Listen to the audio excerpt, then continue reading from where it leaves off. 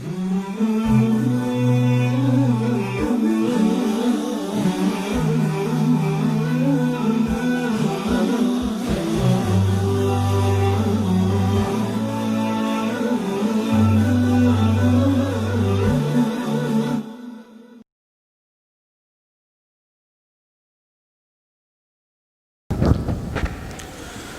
الحمد لله نحمده ونستعينه ونستغفره ونعوذ بالله من شرور أنفسنا ومن سيئات أعمالنا.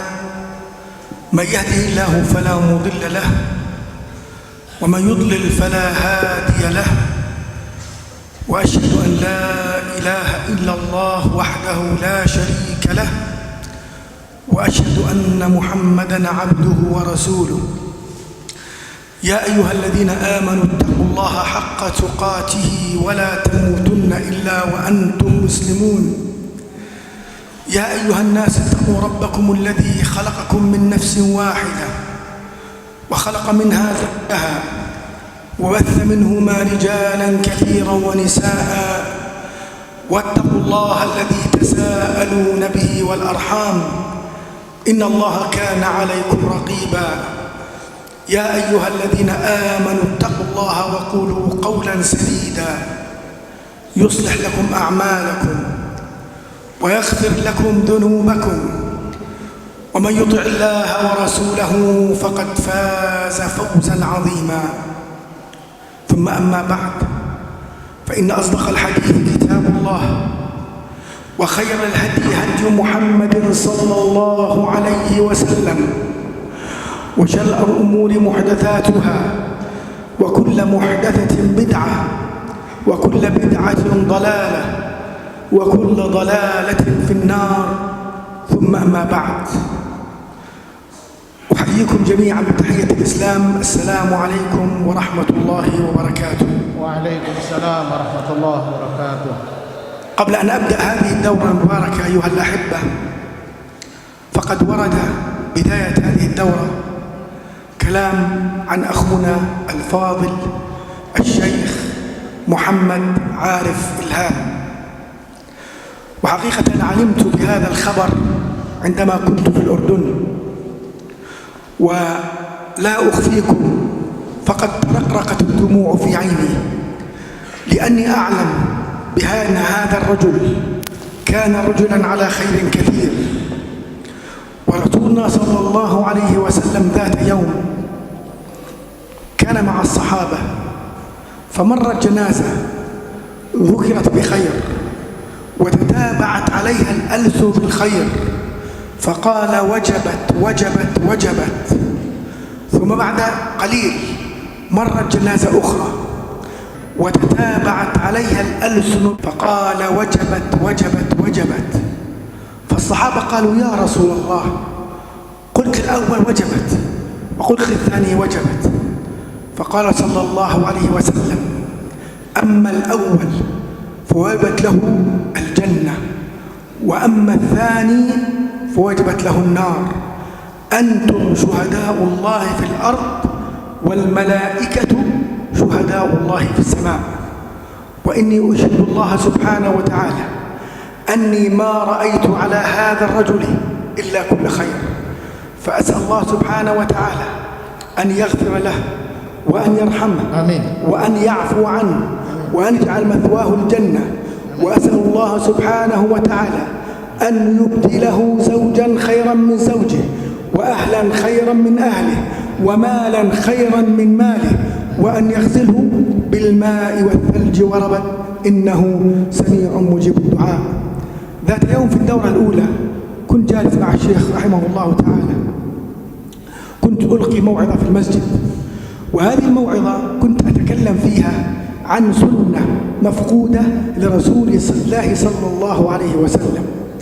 الرسول ذات يوم دخل إلى المسجد، رأى رجلا يصلي، فبعد التسليم، بعد الصلوات الإبراهيمية وقبل التسليم، قال هذا الرجل اللهم إني أسألك باسمك الأعظم الذي ما عنده رجب، اللهم إني أسألك أنت الواحد الأحد الفرد الصمد الذي لم يلد ولم يولد ولم يكن له كفوا أحد أن تغفر ذنوبي فإنه لا يغفر الذنوب إلا أنت. فالرسول صلى الله عليه وسلم قال وجبت وجبت وجبت. في الدورة الثانية يقول لي والله يا أخي يا أبو البراء منذ أن سمعت منك هذه الموعظة ما تركت هذا الدعاء أبدا. رحمه الله تعالى، ونسأل الله سبحانه وتعالى أن يغفر لنا وأن يرحمنا وأن يعفو عنا إذا صرنا إلى ما صار إليه. Amin. Subhanallah. Dimulai dengan muqaddimah, ya ayyuhalladzina amanu taqullaha haqqa tuqatih wa la tamutunna illa wa antum muslimun. Semua sudah mafhum semua muqaddimah ini, dan kemudian beliau sedikit bertakziah atau ya mengingat kebaikan daripada almarhum Ustaz Muhammad Arifin Ilham rahimahullah. Yang pertama, kita semuanya ini adalah syuhadaullah fil ardh. Kita ini adalah saksi Allah di muka bumi ini. Beliau menyampaikan tentang hadis pada zaman Rasulullah ada 2 jenazah. Artinya jenazah yang pertama lewat di hadapan Rasulullah. Kemudian orang-orang itu, para sahabat mengatakan dia adalah ahlul khair. Dia itu adalah orang baik. Dia melakukan kebaikan-kebaikan. Kemudian Rasulullah mengatakan wajabat. Selang beberapa waktu, berapa hari atau berapa pekan, ada lagi jenazah yang diiring kemudian melewati kumpulan para sahabat dan Rasulullah. Para sahabat dan orang-orang yang di situ mengatakan bahwa orang itu enggak baik, kurang baik atau enggak baik. Akhirnya Rasulullah juga mengatakan wajabat. Kemudian sahabat menanyakan pada Rasulullah, ya Rasulullah, tadi sebelumnya ada keranda atau orang yang mati diiring, engkau mengatakan wajabat. Kemudian yang kedua juga wajabat. Artinya kan sama, wajib, harus. Kemudian Rasulullah menjawab bahwa untuk mayit yang pertama, karena dipersaksikan oleh orang-orang sekitarnya dia sebagai orang baik, orang yang mengenalnya dia sebagai orang baik, maka wajabat lahul jannah, maka wajib baginya surga. Sebaliknya, keranda jenazah yang kedua, karena dia dikatakan sebagai orang yang enggak baik, ya, munafik atau dan sebagainya, kemudian Rasulullah mengatakan wajabat, artinya dia akan mendapatkan balasan di neraka. Ya, wajib baginya adalah neraka. Naudzubillah min dzalik. Dan oleh sebab itu beliau mengatakan bahwa Ustaz almarhum Muhammad Arifin Ilham adalah orang yang baik. Dan beliau juga menyaksikan bagaimana beliau adalah seorang yang baik. Waktu daurah Nusantara 1 pertama kali beliau disambut pada waktu pagi, menyampaikan tausiah kultum di depan santri-santrinya di masjid, dan Syekh Abdul Barak memberikan amalan dari hadis juga bahwa pada saat Rasulullah SAW sholat, ada sahabat yang setelah tahiyat di akhir, di ujung tahiyat itu berdoa, Allahumma inni as'aluka antal ahadus somad alladzi lam yalid wa lam yulad wa lam yakul lahu kufuwan ahad, Allahumma ighfirli. Ya Allah, aku minta kepada Engkau yang esa, yang tunggal, yang hanya kepada Engkau kami bergantung. Engkau adalah tempat bergantung. Tidak ada Tuhan selain Allah. Tidak lam yalid wa lam yulad, tidak beranak dan tidak diperanakkan, dan tidak ada yang sama dengan Allah. Allahumma ighfirli, Allah ampuni aku. Kata Rasulullah, siapa tadi yang membaca itu? Subhanallah, bagus sekali. Dan kau mendapatkan hal itu, mendapatkan ampunan. Artinya doanya dikabulkan. Dan semenjak itu Ustaz Arifin mengamalkannya. Sebelum salam beliau membaca doa itu. Sehingga ketika ketemu daurah kedua, ketemu lagi disampaikan, ya Syekh Abdul Barak, semenjak engkau menyampaikan hadis ini, saya tidak pernah putus untuk membacanya. Subhanallah, kata beliau. Ini adalah sosok orang yang sangat haris, artinya sangat memiliki kemauan yang kuat untuk mengamalkan ilmu-ilmu yang beliau terimanya. Maka beliau menyaksikan bahwa Ustaz Muhammad Arifin Ilham adalah orang yang baik. Kemudian mendoakan mudah-mudahan beliau diterima oleh Allah Subhanahu wa taala dan ditempatkan di dalam surganya. Amin ya rabbal alamin.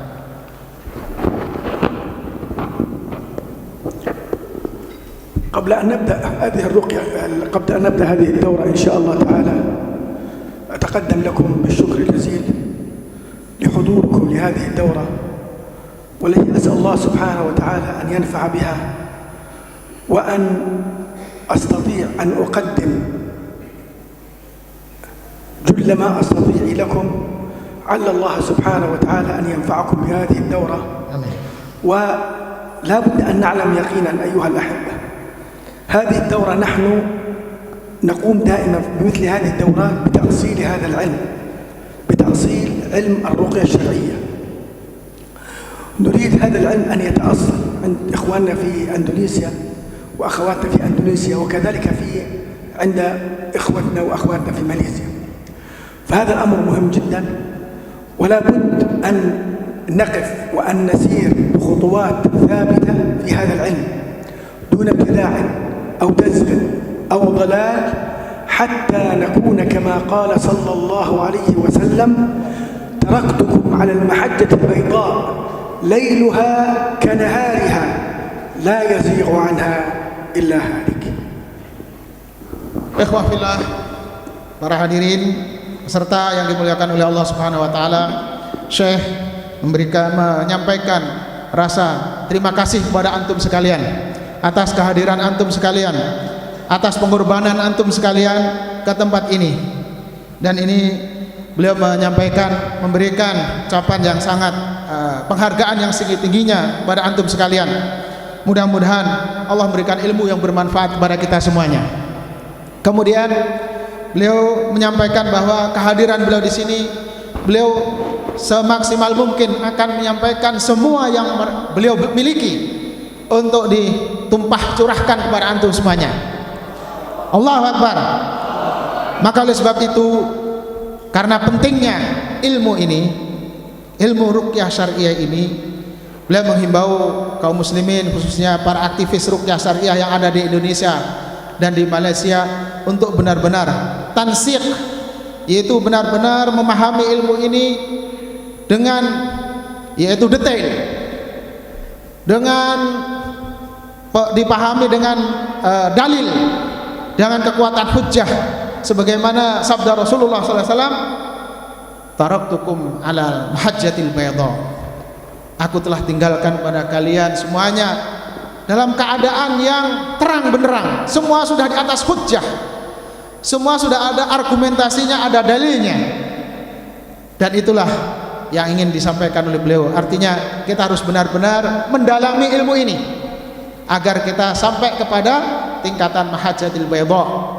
Artinya lailuha kanariha, gelap malam itu menjadi seperti terang benderang siang hari. Tidak ada gumut lagi, tidak ada lagi yang merasa ada yang kurang dipahami. Wallahu a'lam.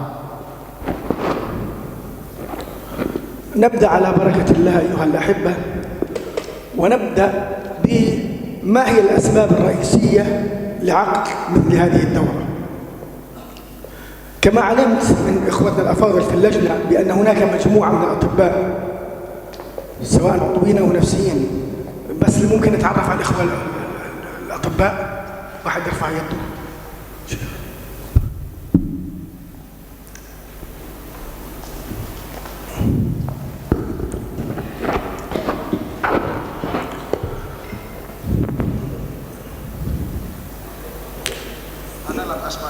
لم تسمع جيدا. طيب سمعناك مشاكل يا شيخ مجندي. لابد قريب.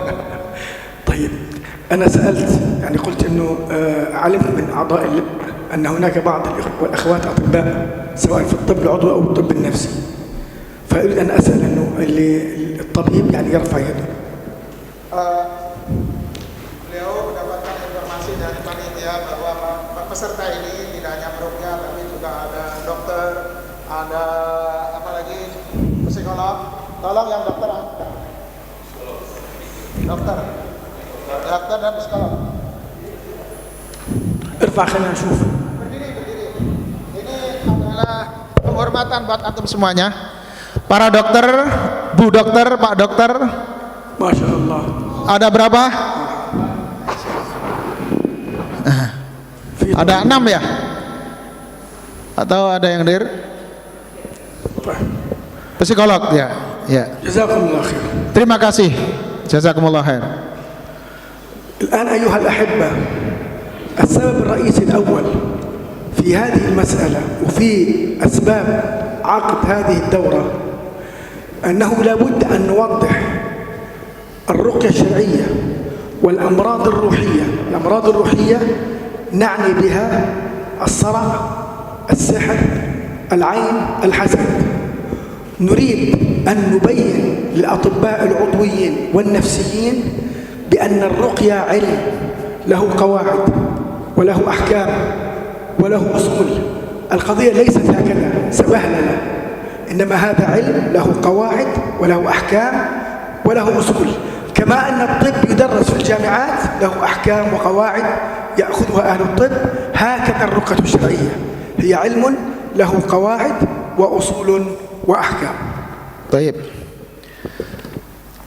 Ikhwah fillah, sebab diantaranya diadakannya daurah ini adalah sebagaimana di awal tadi beliau ingin mengetahui para hadirin yang yang dari para dokter ahli medis bahwa pentingnya mengadakan daurah ruqyah syariah seperti ini adalah untuk menjelaskan kepada kita semuanya adanya sakit-sakit yang disebabkan oleh nafsi atau ruhi atau bangsa jin atau istilah sakit non medis seperti kesurupan, sihir, ain, hasad. Dan ilmu seperti ini memiliki kawaid-kawaid, kaidah-kaidah, prinsip-prinsip dasar dan hukum-hukum, ahkam-ahkam, usul-usul. Ya, seperti juga dalam ilmu-ilmu yang lain. Maka inilah yang perlu harus kita perdalam.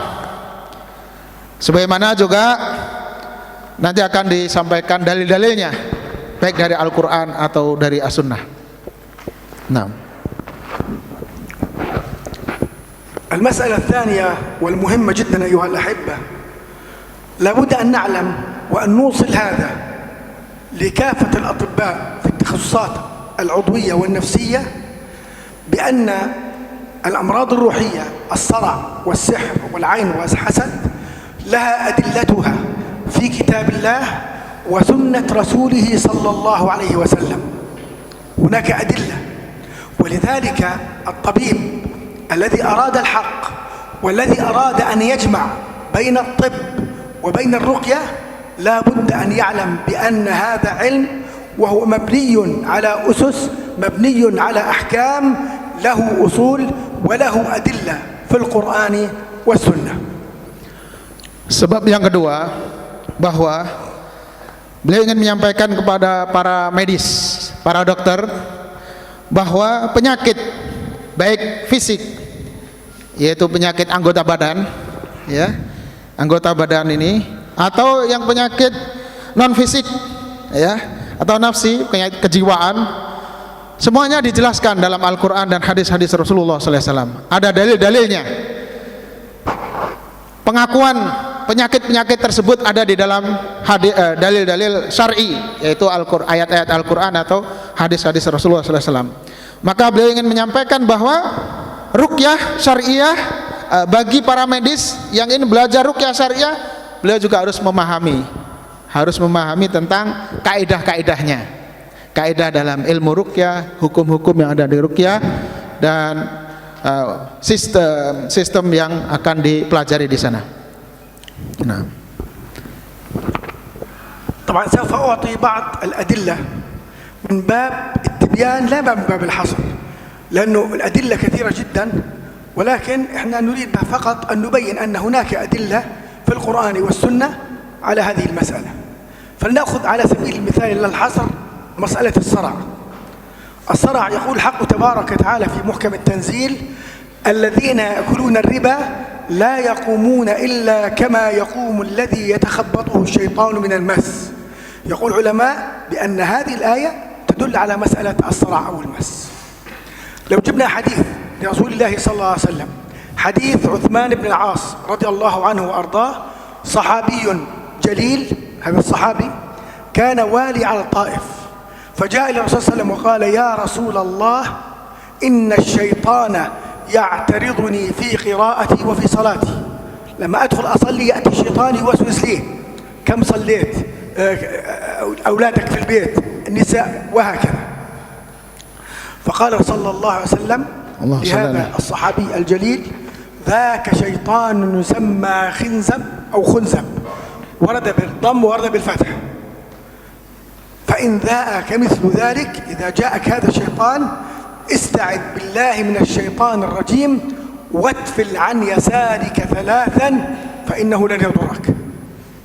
فذهب ثم عاد قال: يا رسول الله، لقد عاودني، أي لقد رجع لي مرة أخرى.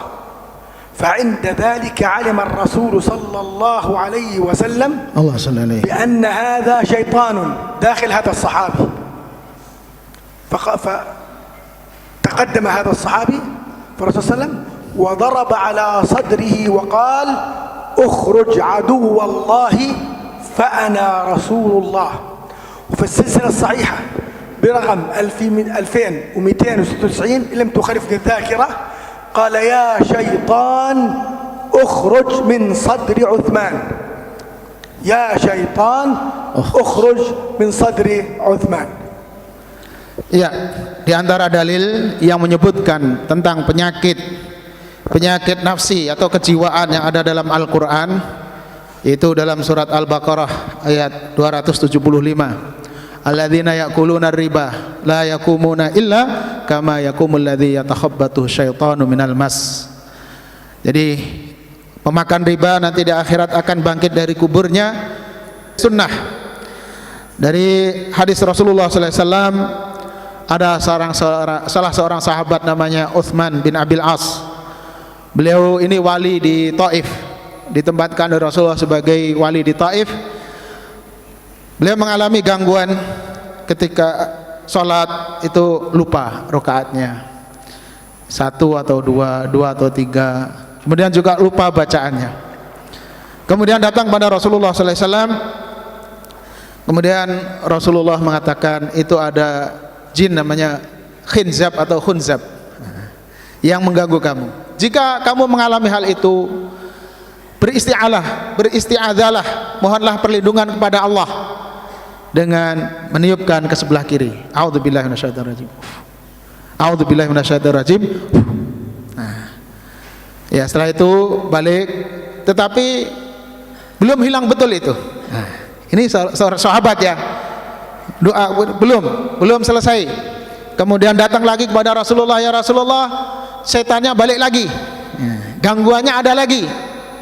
Baru setelah itu Rasulullah sallallahu alaihi wasallam meminta supaya Utsman itu mendekat dan memukulnya. Ukhruj adu Allah, ana Rasulullah. Keluarlah hai setan, wahai musuh Allah, aku adalah Rasulullah. Dalam riwayat yang lain, ukhruj min sadri Utsman, keluarlah dari dadanya Utsman. Hadisnya hadis sahih, beliau menyebutkan nomornya, saya enggak sampai mencatat, 2200 sekian. Intinya yang penting hadisnya sahih ya, bahwa memang dalam Al-Quran dan Sunnah ada nasnya, dalilnya. Wallahu a'lam. هذا بالنسبة أيها الأحبة للصلاة. هذا بالنسبة للصلاة. وأخذنا مسألة السحر. مسألة السحر الآن كما تعلمون، كما جاء في الآية 2 بعد 100 في سورة البقرة: فيتعلمون منهما ما يفرقون به بين المرء وزوجه وما هم بضارين به من أحد إلا بإذن الله. هذا الحق تبارك وتعالى يقول في هذه الآية الكريمة عن السحر بأنه يفرق بين المرء وزوجه. هناك حقيقة لفتة جميلة جدا في هذه الآية. الآن الحق تبارك وتعالى يقول بأن السحر يفرق بين المرء وزوجه. عندما علق وعرف العلماء السحر ماذا قالوا؟ قالوا السحر عبارة عن رقى وعزائم وطلاسم تؤثر في المسحور فتمرضه أو تقتله أو تفرق بينه وبين زوجه. طيب ليش ربنا سبحانه وتعالى لما جاء الآية الكريمة تكلم عن مسألة التفريق بين الزوجين فقط؟ أجاب علماؤنا حفظهم الله ورحم الله ميتهم بأن في حديث لإمام مسلم رواه الإمام مسلم في صحيحه بأن الشيطان ينصب عرشه على الماء ويبعث سراياه، فأدناه منه منزلة أعظمهم فتنة. يقول الأول ما فعلت، يقول فعلت كذا وكذا، أوقعته في الربا، يقول الشيطان اذهب لم تفعل شيئا. يأتي الثاني يقول ما فعلت، يقول أوقعته في الزنا، يقول اذهب لم تفعل شيئا. يأتي الثالث يقول ما فعلت، يقول فرقت بينه وبين زوجه، فيدنيه عن يساره ويقول له نعم أنت. لأن غاية الشيطان أيها الأحبة هو التفريق بين الأزواج. ليش؟ لأن هذا فيه دمار للمجتمع المسلم، أن نفرق بين الأسرة هذه وهذه وهذه، يعني قمنا بالتفريق بين أسر المجتمع المسلم. ولذلك الحق تبارك وتعالى ذكر مسألة التفريق في الآية الكريمة. Yang disebutkan di awal tadi dalil tentang kesurupan. Kemudian yang kedua adalah tentang sihir yang terdapat dalam surat Al-Baqarah juga ayat 101. Fayata'allamuna minhuma ma yufarriquna bainal mar'i wa zawjih. Maka orang-orang kafir itu belajar dari kedua Harut dan Marut, yaitu Harut dan Marut 102 ya. Baik. Artinya mereka belajar dari keduanya untuk dari belajar itu belajar ilmu sihir tentunya gunanya adalah untuk memisahkan antara suami dan istri. Ya, yufarriquna bainal mar'i wa zaujih. Kemudian kenapa? Ya, di sini Allah Subhanahu wa taala menyebutkan tentang sihir tafrik, sihir pemisah antara suami dan istri. Sebelumnya juga beliau menyebutkan tentang pengertian daripada sihir, yaitu jampi-jampi atau mantra-mantra, ya. Kemudian azimat-azimat, puhul-puhul, ya, yang ditiupkan kemudian ditujukan untuk menyakiti badan atau menyakiti jasad atau juga jiwanya, termasuk yufarrik, memisahkan antara suami dan istri. Apa rahasianya? Kenapa Allah menyebutkan hanya satu contoh dalam Al-Quran, yaitu sihir tafrik? Nah, kemudian beliau menjawab rahasianya ada di dalam Sahih Muslim, yaitu hadis Rasulullah SAW menyampaikan bahwa iblis meletakkan singgasananya di atas air. Kemudian setiap pagi dan petang dia menerima laporan dari setan-setan yang dia telah sebar untuk mengganggu manusia. Ada yang datang, dia mengatakan saya berhasil membuat orang ini meninggalkan sholat atau mencuri, berzina dan sebagainya, sampai yang lain perbuatan dosa-dosa besar. Tapi iblis ini hanya mengatakan sono, sana. Artinya nggak dianggap, nggak terlalu menggembirakan buat iblis. Tapi ketika datang setan yang mengatakan aku telah berhasil memisahkan orang ini, suami dengan istrinya, maka iblis itu mengatakan sini, kemudian diletakkan di sebelah kirinya. Artinya dikasih penghormatan oleh iblis karena berhasil memisahkan suami dan istri. Kenapa demikian? Karena apabila rumah tangga itu telah diruntuhkan, maka runtuhlah masyarakat Islam. Tujuannya adalah untuk meruntuhkan damar, yaitu meruntuhkan masyarakat Muslim. Ini tujuannya. Maka hati-hatilah. Diantaranya ini jelas dalil bahwa adanya sihir dari ayat Al-Quran. هذا الدليل من القرآن الكريم. طيب دليل السنة المطهرة على مسألة السحر أدلة كثيرة جدا، وقلنا فقط نريد أن نوصل الفكرة لإخواننا الأطباء أن هذه مثبتة في القرآن والسنة وأقوال علماء الأمة، لأن السنة ثبت عنه صلى الله عليه وسلم في الحديث الصحيح عن بعض أمهات المؤمنين أنه قال عليه الصلاة والسلام: من ذهب إلى عراف أو ساحر فصدقه بما يقول فقد كفر بما أنزل على محمد. الذي يذهب للسحرة والمشعوذين والعرافين والكهنة يكفر كفرا بواحا بالله عز وجل، هذا الكفر مخرج من الملة. العلماء عندما ذكروا نواقض الإسلام ذكروا نواقض الإسلام 10 نواقض. الناقض السابع كان السحر. السحر يخرج من الملة، يعني لو واحد فيكم حاجج، إن شاء الله يكفينا شر كل هؤلاء، يعني نحسبكم شيئا على خير وصلاح والله حسيبكم، ولكن نحن نريد أن ننقل هذا للعوام، الناس عوام. في ناس أنا إلى الآن عندي في الأردن يتصل في أشخاص سواء رجال أو نساء: والله أنا بحب واحدة أريد أن تقربني إليها أو تقربها إلي. أقول: يا أخي الفاضل، أنا أعايش بالقرآن والسنة، أنت تبحث عن ساحر. طبعا ادعو إلى سبيل ربك بالحكمة والموعظة الحسنة. هؤلاء مساكين لا يعقلون ولا يعرفون، قد يكون كثير منهم لا يعلم الحكم الشرعي أصلا. فالإنسان يحذر ويبين. إحنا كمعالجين، أنا أتكلم على إخواننا المعالجين، كن داعية وقدوة لتعليم الغير بخصوص هذا العلم. قلنا هذا العلم خطير. إنسان الآن إذا الحج الفريضة ثم ذهب إلى ساحر، حج باطل والعياذ بالله، عليه أن يعيد الحج مرة أخرى. إذا اعتمر العمرة الواجبة عليه أن يعتمر العمرة الواجبة مرة أخرى، وهكذا. فالقضية خطيرة أيها الأحبة، قضية السحر والسحرة قضية خطيرة، ولذلك لا بد أن نوجه أي شخص إجاك.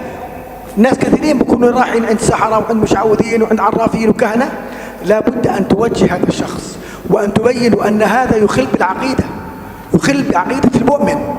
عد إلى الله عز وجل، اتق الله في نفسك، اتق الله في أهل بيتك، إياك أن تقرب هذه الفئة والعياذ بالله. Naam, Masya Allah. Jadi perkara ini sangat penting sekali, ikhwah fillah. Perkara tentang masalah sihir ini kita harus berpatokan, berpegangan pada Al-Quran, Sunnah, dan aqwalul ulama, pendapat para ulama.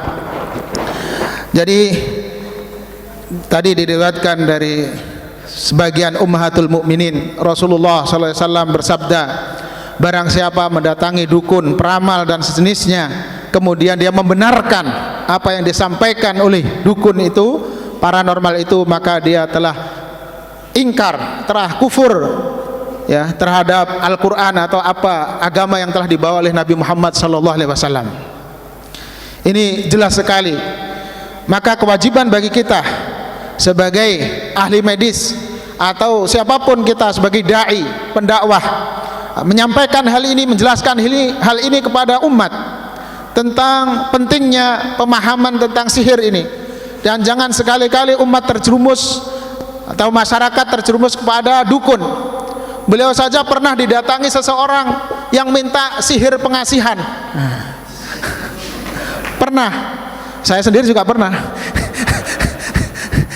Dianggap karena kurang tahunya, ini ruqyah dianggap seperti dukun. Maka kita harus menjelaskan kepada mereka perbedaannya, apa ruqyah syariah ini dengan dukun. Jadi apabila seseorang datang ke dukun, jelas sekali hukumnya kafir. Apabila dia membenarkan apa yang disampaikan oleh dukun itu, maka beliau memberikan contoh. Seandainya orang yang sudah haji, mudah-mudahan semua bisa pergi haji ya. Seandainya orang sudah pernah pergi haji, kemudian dia datang ke dukun dan mempercayai sehingga dia telah kafir, maka dia harus mengulangi hajinya lagi ketika sudah taubat. Masya Allah. Ini pentingnya perkara ini, masalah ruqyah ini. Jangan kaitannya hanya mengobati begitu saja. Ini masalah akidah ya, sangat penting sekali. Jadi kita harus mengarahkan pada umat, ittaqillah fi nafsik, bertakwalah kepada Allah pada dirimu, pada keluargamu, dan juga masyarakatmu. Nah. بخصوص هذه المسألة أيها الأحبة، بخصوص هذه المسألة لابد أن نرفق بالناس وأن نبين للناس الحكم الشرعي في هذه المسألة. قد يأتيك شخص الآن، قد يأتيك شخص أو تأتيك امرأة وأقول لك يا شيخ أنا انسحر عندي شخص وصل إلى درجة الموت، فأنا مضطر إني أذهب لساحر، لأن الرجال أو المرأة بموت عندي، بتأضطر لا أذهب لساحر. يعني الذين يجيزون مسألة الذهاب للسحرة من باب الضرورة، كيف نقول لهم وكيف نجيب هؤلاء؟ الرسول صلى الله عليه وسلم ثبت عنه في الحديث الصحيح: إن الله لم يجعل شفاءكم فيما حرم عليكم. حديث صحيح. طيب إذا كانت قضية كفر ما بالك بذلك؟ من باب أولى إن كان الذهاب يؤدي إلى الكفر فلا بد أن نتقي الله عز وجل ونعلم علما يقينيا بأنه لا يجوز أن نذهب للضرورة، لأنه الرسول يقول إن الله لم يجعل شفاءكم فيما حرم عليكم. طب إذا كانت قضية كفر هل يجوز ذلك؟ لا يجوز. وبخاصة أن الرسول صلى الله عليه وسلم كما ثبت عنه في حديث جابر: إنما النشرة من عمل الشيطان. إنما النشرة من عمل الشيطان. النشرة فك السحر بالسحر أو الذهاب للسحرة. فنتقي الله في أنفسنا وفي الإخوة، نبين لهم أنه هذا لا يجوز، ونؤكد ونبين له يا أخي ويا أختي بأن الحق تبارك وتعالى يقول في محكم التنزيل: ومن يتق الله يجعل له مخرجا ويرزقه من حيث لا يحتسب ومن يتوكل على الله فهو حسبه إن الله بالغ أمره قد جعل الله لكل شيء قدرا. الموت والحياة بيد من؟ بيد الله عز وجل. طب أنت الآن تذهب حتى لو عندك ولد، عندك بنت، عندك امرأة، تذهب للساحر حتى تكفر بالله عز وجل؟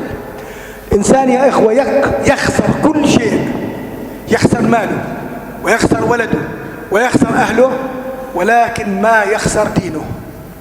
شيخنا الشيخ صالح الفوزان حفظه الله تعالى وأطال الله في عمره سئل سؤال، قالوا: يا شيخ امرأة لا تنجب ذهبت إلى قبر وطلبت من صاحب هذا القبر أن يرزقها.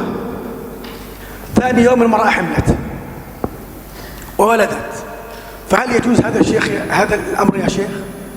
قال: هذا قد يكون استدراج من الشيطان.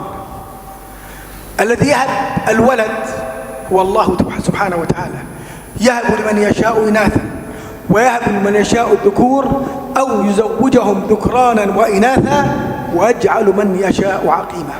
هذا استدراج لهذه المرأة والعياذ في الله حتى تزداد في غيها والعياذ بالله. فلننتبه في مسألة الذهاب للسحر والسحرة ونوجه الآخرين على هذه القضية الخطيرة. Naam. Subhanallah. Jadi pentingnya masalah ruqyah syariah ini juga kita harus selalu mendidik masyarakat kita, menjelaskan kepada masyarakat agar jangan sampai tertipu oleh perdukunan. Ada sebagian yang mengatakan kalau darurah bolehlah ke dukun. Misalnya kalau nggak ke dukun dia akan mati. Apakah itu benar? Ya. Tidak dibenarkan. Ya. Tidak ada darurah dalam masalah hal ini. Karena memang ini menuju kepada kekufuran. Rasulullah SAW bersabda: Inna Allah lam yaj'al shifa'akum fi ma hurrima alaikum. Jelas sekali bahwa Rasulullah dalam hadis sahih menyampaikan sesungguhnya Allah tidak menjadikan kesembuhan kalian pada apa yang diharamkan terhadap kalian.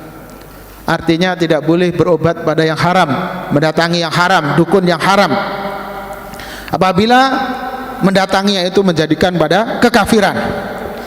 Maka beliau juga menyampaikan dalam hadis yang lain, dari Jabir, innaman nusratu min amali syaitan. Sungguhnya nusrah yaitu menghilangkan sihir dengan sihir, ya. Menghilangkan sihir dengan sihir. Dapat sakit dari dukun, diobati oleh dukun. Nah, lingkaran setan ini. Maka Rasulullah mengatakan itu adalah perbuatan syaitan. Nusrah atau mendatangi dukun untuk menghilangkan penyakit sihir itu dilarang. Kemudian beliau menyampaikan kepada kita, mengajak kepada umat, wa may yattaqillaha yaj'al lahu makhraja. Artinya mari kita ajak umat itu kembali kepada Allah, bertakwa kepada Allah, jalankan perintah-perintahnya, jauhi larangan-larangannya, maka Allah akan memberi jalan keluar. Bertakwalah kepada Allah, maka cukuplah bagi Allah sebagai penolong, sebagai pelindung. Bertakwalah kepada Allah Subhanahu wa taala, maka Allah akan memberikan jalan keluar, memberikan solusi bagi kalian semuanya. Kemudian pernah ada kejadian, yaitu ada seseorang yang bertanya kepada Syekh Fauzan, dan beliau mendoakan mudah-mudahan Allah panjangkan usia beliau. Syekh Fauzan, ya pernah didatangi oleh penanya, ada seorang wanita yang mandul, kemudian orang ini mendatangi ke kuburan, berdoa dan minta di kuburan situ, dan setelah itu dia punya anak. Apakah ini boleh dilakukan oleh Syekh? Ini adalah tidak boleh. Itu adalah istidraj minasyaitan. Itu istidraj dari syaitan. Karena yang mentakdirkan seseorang itu hamil, punya anak atau akim, mandul, itu adalah Allah Subhanahu wa taala. Maka jangan sampai kita merugi dalam masalah iman, merugi di akhirat. Orang boleh jadi rugi harta, tapi jangan sampai rugi agama, rugi di akhirat. Naudzubillah min dzalik. هذه المسألة أيها الأحبة خطيرة جدا، أن نتوجه إلى غير الله بالسؤال. هذه المسألة خطيرة جدا بحيث نتوجه لغير الله بالسؤال. في حديث ابن عباس كان عمره 12 عاما، وكان ردفا للمصطفى صلى الله عليه وسلم على دابته، فقال له عليه الصلاة والسلام: يا غلام إني أعلمك كلمات، احفظ الله يحفظك، احفظ الله تجده تجاهك، إذا سألت فاسأل الله، وإذا استعنت فاستعن بالله. الحديث.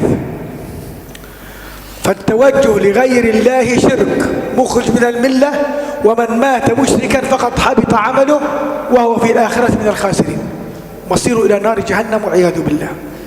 هذا اللي يقول لك يا علي ويا حسن ويا حسين، حتى لا يجوز أن نسأل الله بالرسول. أغثني يا رسول الله، الذي يغيث هو الله عز وجل. الرسول صلى الله عليه وسلم قد مات، ورسولنا صلى الله عليه وسلم علمنا أسس العقيدة، أن نتوجه إلى الله سبحانه وتعالى بالسؤال والرزق والمولود وهكذا، لا نلجأ إلى غير الله بالسؤال.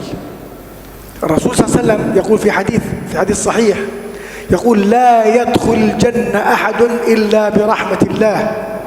قالوا: ولا أنت يا رسول الله؟ قال: ولا أنا إلا أن يتغمدني الله برحمته. ويقول لفاطمة حب رسول الله صلى الله عليه وسلم: يا فاطمة اعملي فإني لن أغني عنك من الله شيئا.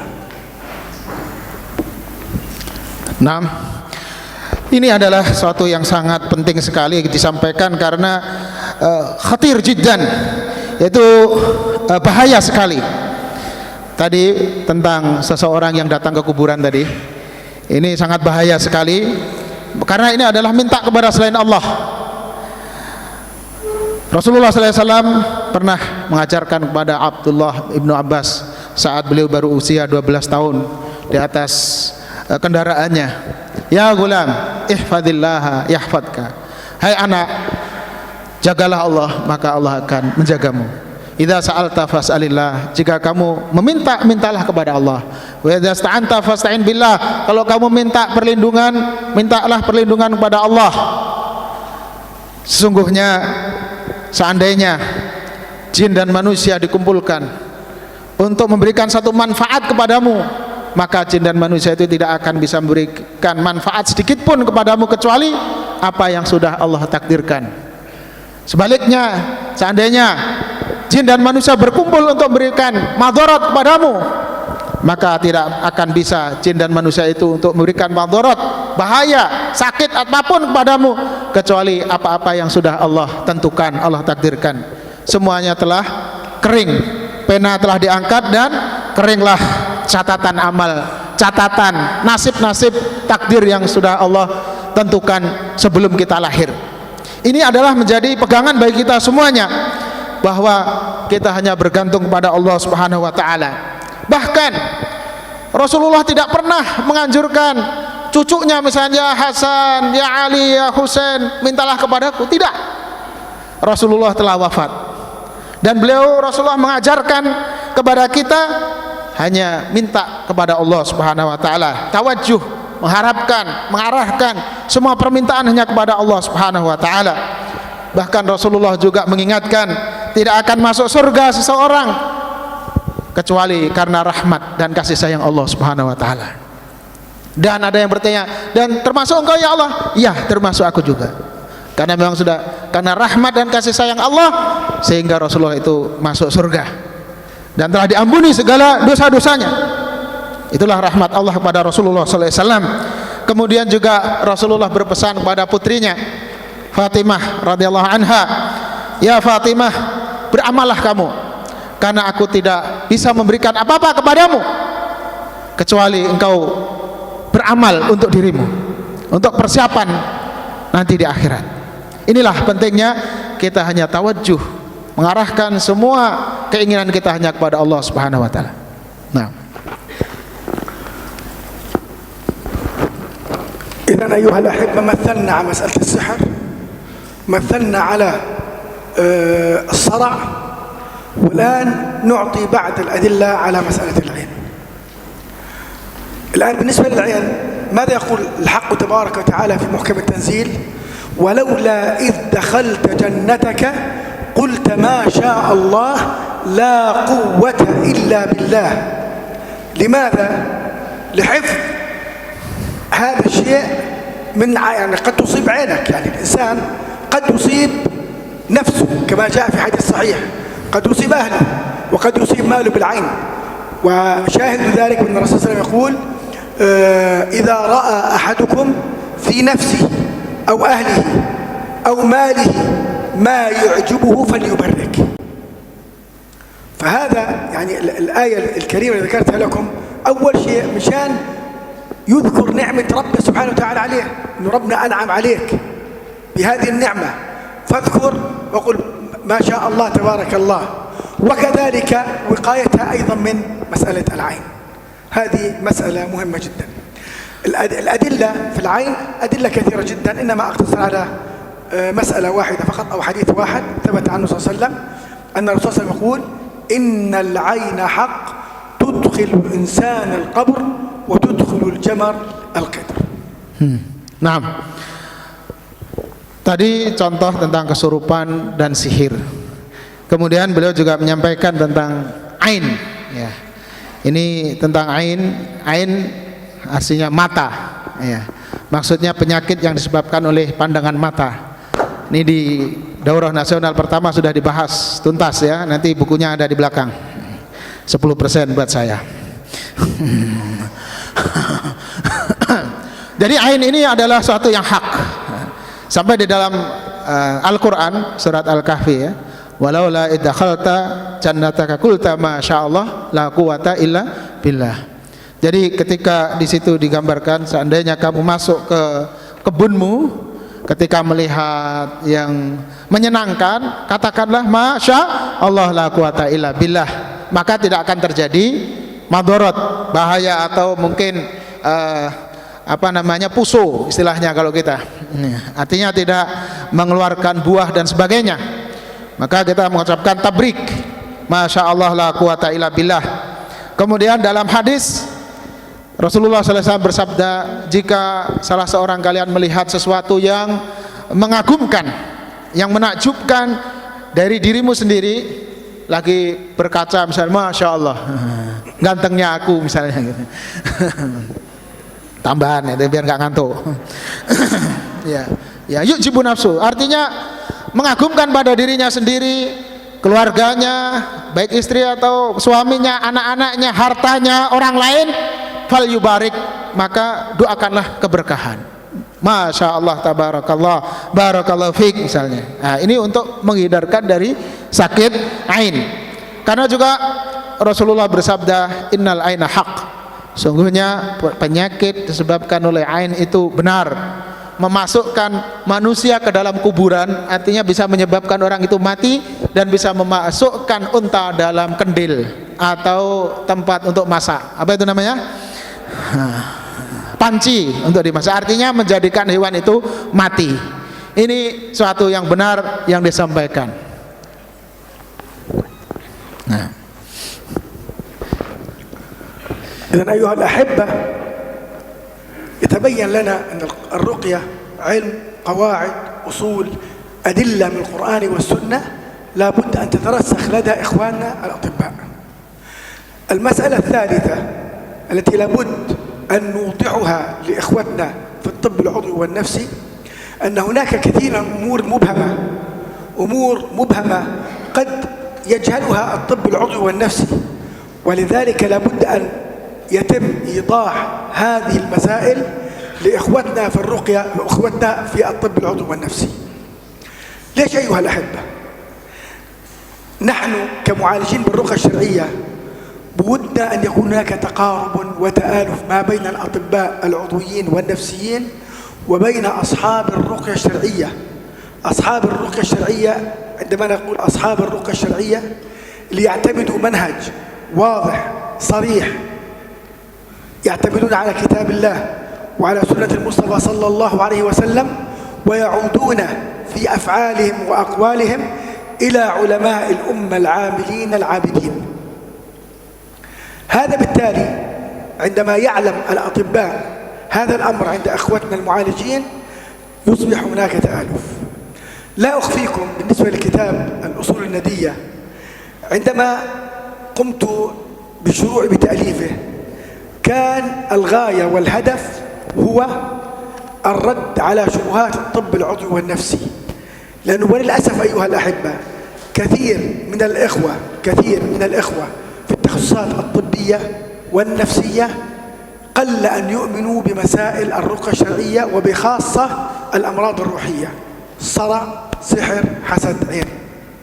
فكان هدفي من كتابة هذا الكتاب الموسوم هو الرد على هؤلاء الأطباء، ولكن ديدني كما هو حالي دائما أني أعود إلى العلماء وطلبة العلم حتى يتبين لي أني على طريق صحيح أو خطأ.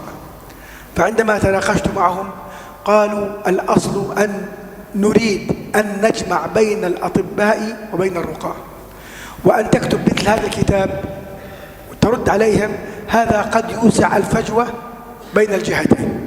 ولذلك قالوا أن تجعل عبارة عن أسئلة وأجوبة تعرض على الأطباء حتى يعني يعلموا بأن هذا علم بإذن الله عز وجل، وهذا ما كان أيها الأحبة.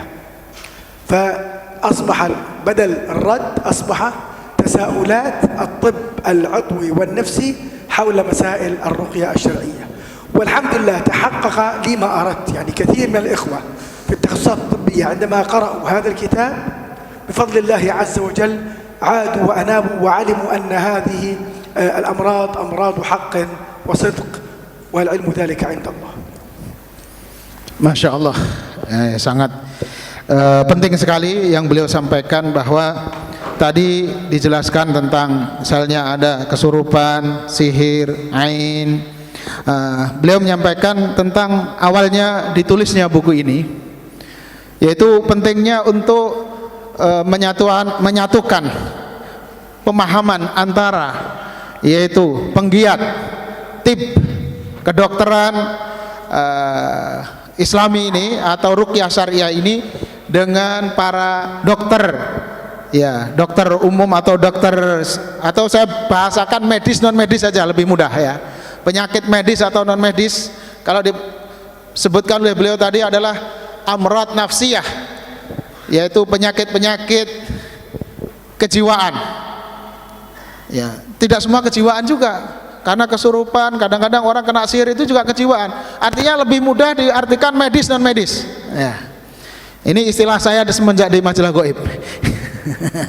Ya, mohon maaf ini biar jelas. Maksudnya amrad nafsiyah itu adalah penyakit yang dianggap non medis. Bahwa beliau sempat di awal mengarang kitab ini adalah untuk membantah mereka yang tidak percaya dengan adanya penyakit non medis. Nah, kemudian beliau tulis tentang dalil-dalilnya dari Al-Quran, dari Sunnah, dan bukti-bukti nyata bahwa memang ada penyakit yang disebabkan oleh ruhiyah, artinya oleh bangsa halus atau jin dan sebangsanya. Ya. Dan memang ada pengalaman di kita sendiri bahwa banyak, misalnya ada dokter yang sudah percaya, yarhamukallah, saat mengobati berkali-kali dengan obat yang ini dan mengerti ruqyah, kemudian diantara rujukannya adalah para peruqyah. Ya. Diobati belum sembuh, kemudian dirujuk ke ruqyah dan alhamdulillah sembuh. Ini adalah bukti-bukti yang beliau sampaikan, dan alhamdulillah akhirnya yang awalnya dahulu buku ini untuk membantah mereka, sekarang menjadi rujukan bagi mereka. Bahkan untuk tempat bertanya dari para dokter-dokter atau para medis itu bertanya ke beliau tentang masalah penyakit-penyakit non medis ini. Maka ini sangat penting sekali, dan kehadiran para dokter ini sangat menggembirakan pada beliau, biar lebih untuk memperjelas kepada, ya, khususnya ini kalau di sini pemerintah, untuk atau rujukan tip kedokteran ini tidak hanya ke barat, ya, tapi juga ke Islam. المسألة الرابعة في أسباب عقد هذه الدورة ألا وهي التقريب، كما ذكرت آنفا في آخر كلامي في النقطة السابقة، التقريب بين أصحاب التخصصات الطبية في الطب العضوي والنفسي وبين المعالجين بالرقية الشرعية. أنت كمعالج الآن كيف تستطيع أن تفرض على الطبيب أن يقدرك وأن يحترمك وأن يواكب ما تقول؟ علمك الشرعي في مسائل الرقية الشرعية وتصرفك وفق الكتاب والسنة وعلى أقوال علماء الأمة سوف يجعل هؤلاء الأطباء يقدرونك ويعطونك ما تستحق. أضرب لكم مثلا أيها الأحبة. ذات يوم كنت أقرأ في إحدى المستشفيات، أخذني الشيخ صالح التواجري حفظه الله تعالى، ولد الشيخ حمود التواجري من علماء نجد. فرحت كنت أقرأ على أحد الإخوة، كنت أنتظر، جاءوا بمعالج. لما مر المعالج من أمامي معاه قنينة، عندما مر والله يا إخوة من الرائحة أردت أن أستقيم، رائحة كريهة جدا. فبقول الشيخ صالح، بقول له ما هذا يا شيخ؟ قال هذا أثر. قلت هل الأثر الآن لما بأخذ أنا غسل عائد أو بأخذ وضوء عائد، هل يا ترى سوف تأخذ هذا الأثر بمثل هذه الرائحة؟ لا، لأني أنا يعني أعلم كثيرا وقلت هذا لكثير من الناس، الحمد لله رب العالمين، تأخذ ماء عادي. الآن نظرة الأطباء لمثل هذا الشخص ماذا سوف تكون أيها الأحبة؟ لأنه جاهل جايب مي، يعني الله أعلم شو المي اللي جايبها. مثل هذا التصرف سوف يجعل الأطباء ينفرون من الرقية الشرعية وأهل الرقية الشرعية. ذات يوم أيضا أعطيكم مثل آخر، إنه كيف علمك الشرعي تستطيع أن تجعل الآخرين يحترمونك في الطب العضوي والنفسي. هذه القصة حصلت، كنت أناقش دكتور نفسي، فقال حديث اللي هو حديث عثمان بن العاص ذكرناه آنفا، أعود لكم. عثمان كان والي على الطائف، فجاء الرسول صلى الله عليه وسلم وقال: يا رسول الله، إن الشيطان يعترضني في قراءتي وفي صلاتي. فقال صلى الله عليه وسلم: ذاك شيطان يسمى خنزب أو خنزب، فإن جاءك مثل ذلك فاستعذ بالله من الشيطان الرجيم واتفل عن يسارك 3 فإنه يضرك. ذهب ثم عاد قال: يا رسول الله قد عودني. وكنا نتناقش في المسألة هاي. قال للرسول صلى الله عليه وسلم: علم لأنه رسول ونبي، علم بأن هذا الصحابي فيه مس من الجن. قلت: كلامك مرفوض وكلامك غير صحيح. قال: ليش؟ قلت: لأنه لو الرسول صلى الله عليه وسلم بنبوته علم أن ما بهذا الصحابي مس من الجن كان علم بالمرة الأولى. لما أول مرة إجا قال: استعن بالله من الشيطان الرجيم فأتاك شيطان وسوسة. ولكن لما عاد في المرة الثانية علم الرسول صلى الله عليه وسلم أن القضية مش قضية وسوسة، أن هناك جني بهذا الجسد، فألجم الرجل. هذه أهمية العلم الشرعي. لما تكون تناقش تحضر هذه دورات أخرى عند إخوة الأفاضل معروفين بالعلم الشرعي والمنهج الصحيح والمنهج القويم، عند ذلك بإذن الله سوف تكتسب العلم الشرعي الذي يؤهلك في مناقشة ومناطحة الأطباء سواء في التخصصات النفسية أو العضوية، والله أعلم. Di antara hal yang mendasari diadakannya daurah ini adalah untuk mendekatkan penggiat dokter medis dengan peruqyah syariah, agar terjadi kesepahaman di antara mereka dan juga akan menghasilkan suatu ilmu-ilmu yang ilmiah yang bisa diambil manfaatnya untuk kemaslahatan umat. Sangat penting sekali pendekatan kedua ilmu ini. Beliau pernah datang ke rumah sakit. Di sana ada seorang mu'alis atau pengobat, Dia kalau di sini mungkin dukun, Jadi membawa kininah. Mbak kininah di korurah ini. Ada satu botol, isinya itu satu cairan, baunya busuk banget.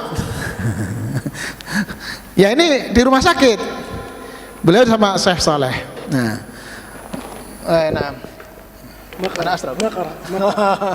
Jadi tanpa membaca apa-apa, kemudian ditiup-tiup aja, disembur-sembur aja gitu. Gitu. Tidak membaca apa-apa. Kemudian di situ beliau bertanya, apa ini gitu. Dan dokter-dokter juga menjadi nggak percaya dengan hal seperti ini. Ini suatu yang tidak membuat bukti yang ilmiah bagi dokter untuk mengakui bahwa ruqyah itu bermanfaat. Dibandingkan beliau misalnya kalau diundang ke rumah sakit atau apa itu, yang bawa air putih saja cukup gitu. Air putih dibacakan kemudian diminumkan gitu. Jadi kita harus menghindari hal-hal yang bisa membuat mereka itu tidak percaya kepada kita. Dan diantaranya maka beliau tadi mencontohkan bagaimana Rasulullah sallallahu alaihi wasallam, karena dengan kenabiannya beliau bisa membedakan. Sahabat Utsman tadi datang yang pertama, Rasulullah melihat tidak ada jin dalam tubuhnya, maka itu hanya waswasah saja, waswas alladzi yuwaswisu fi sudurinas. Saya nggak terjemahkan lagi hadisnya karena panjang ya. Maksudnya yang pokok bahasan yang ingin beliau sampaikan adalah saat pertama karena waswasah maka beliau mengatakan cukup isti'adzah dan meniup ke kiri. Tapi pada kasus kedua ketika itu masih ada gangguan, maka berarti di dalam tubuhnya ada jinnya. Tentu karena Rasulullah dengan kenabiannya dapat mendapatkan wahyu tentang itu, mengetahui hal itu, kemudian baru dipukul dan disuruh keluar setan yang ada di dalam tubuhnya. Jadi ini hal-hal yang memang bagi non medis mungkin sesuatu yang aneh gitu kan, kurang ilmiah atau enggak ilmiah. Tapi bagaimana kita bisa meyakinkan kepada mereka duduk bersama sehingga diadakan daurah-daurah seperti ini, sehingga nanti akan ketemu jalan, ketemu satu kesepakatan sehingga membuka penemuan-penemuan baru. Nah, artinya yang manfaat, kesepakatan antara peruqyah dan dokter. Nah, وقد يسأل البعض يعني قد يسأل بعض الإخوة والأخوات طيب كيف سوف يتحقق لي ذلك؟ كيف سوف يتحقق لي ذلك؟ كيف أستطيع أن أخرج بمنهج قويم أستطيع أن أناطح به الأطباء العضويين والنفسيين؟ قلنا اجعل لك مرجعا، قرآن، سنة، أقوال علماء الأمة. مش أي شيء ينقدح في ذهنك كما يفعل الآن كثير من الناس، ينقدح في ذهنه شيء يفعله، مثل الرقية عن بعد مثلا على سبيل المثال، مثل قضية الاستعانة بالجن. والله قرأت على شخص وفي جني وبدأت أسأل هذا الجني طيب هذا إيش فيه وهي المرأة إيش فيها؟ طيب هل عدت العلماء؟ هل سألت العلماء في ذلك؟ شيخنا الشيخ بن باز رحمة الله عليه سألته في هذه المسألة، قال لا يجوز لأن هذا نوع من أنواع الاستعانة بالجن.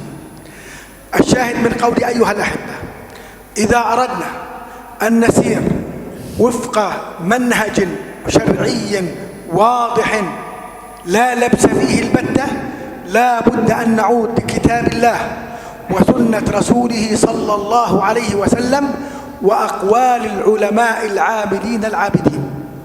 لو أبو البراء أنا الحمد لله عندي 14 تقريبا مجلد في مسائل الرقية الشرعية، ولكني لو تكلمت بخلاف أدلة القرآن والسنة وأقوال علماء الأمة قولوا قف عند حدك، هذا الكلام غير صحيح وهو مجانب للصواب.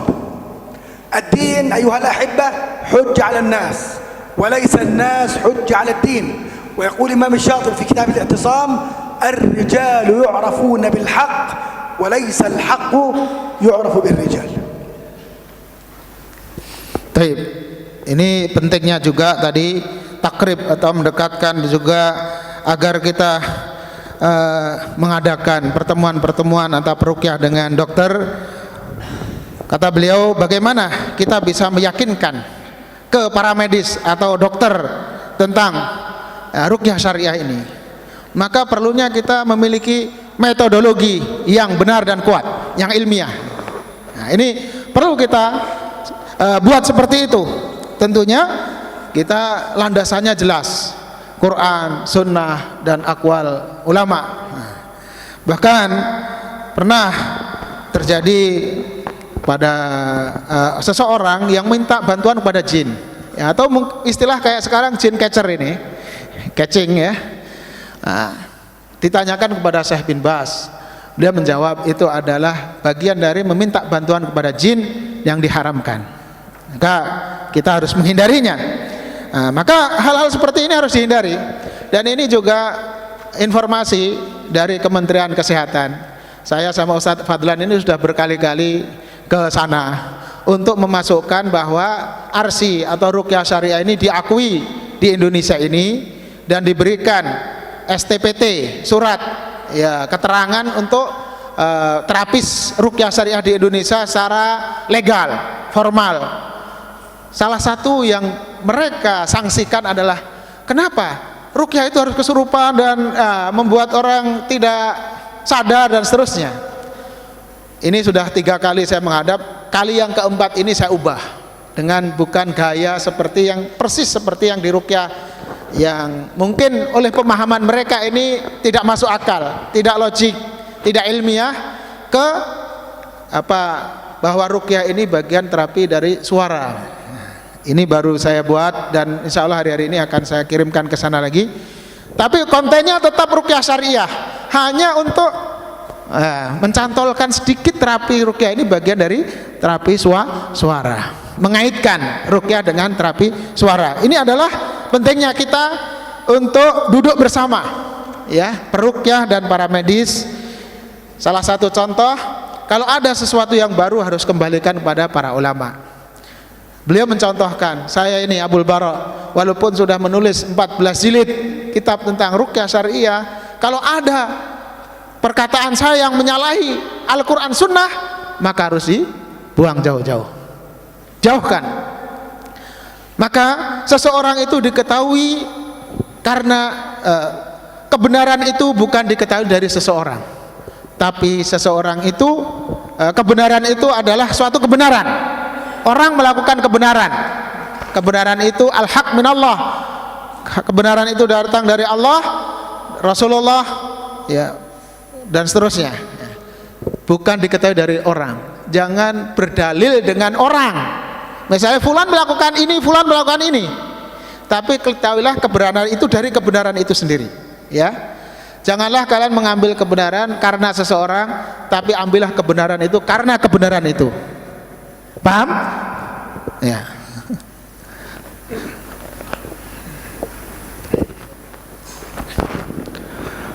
المسألة الخامسة في أسباب عقد هذه الدورة أن يعلم كل جهة تخصصه. يعني أصحاب العلم الشرعي في الرقية الشرعية يعلمون في تخصصهم دون أن يتدخلوا في مسائل الطب العضوي والنفسي ولا بأي حال من الأحوال. وكذلك أصحاب الطب العضوي والنفسي لا يجوز لهم أن يتدخلوا لدى المعالجين بالرقية الشرعية إلا في حال أنه شاف معالج جاهل، وهذا المعالج قد يؤدي إلى أسباب طبية عند هذا المريض، عند ذلك ينبه لمثل هذا الأمر. أما بالنسبة للإخوة المعالجين بالرقية الشرعية فلا يجوز بأي حال من الأحوال أن نتدخل في التشخيص العضوي أو التشخيص النفسي، أو اترك الدواء أو انتقل إلى دواء آخر. هذا لا يجوز جملة وتفصيلا. عليك أن تهتم بعلمك دون تدخل في تخصصات الطب العضوي والنفسي. الآن على سبيل المثال أيها الأحبة، قرأت على شخص، قرأت على امرأة، تبين لي أن هذه المرأة تعاني من مرض روحي، يعني بينت عندي أنا كمعالج بالرقية الشرعية آثار سحر أو صرع أو حسد، مع أن هذه المرأة تعاني من مرض عضوي. هل أتدخل في مسألة الطب العضوي؟ لا.